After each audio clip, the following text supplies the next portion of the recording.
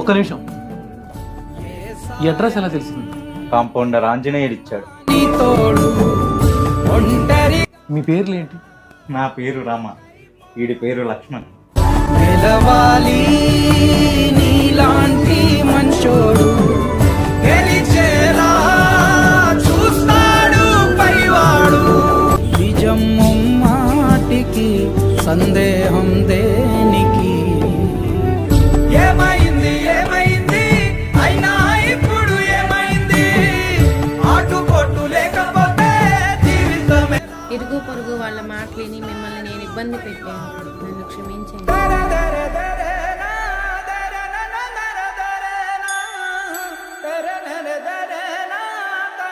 Yeah.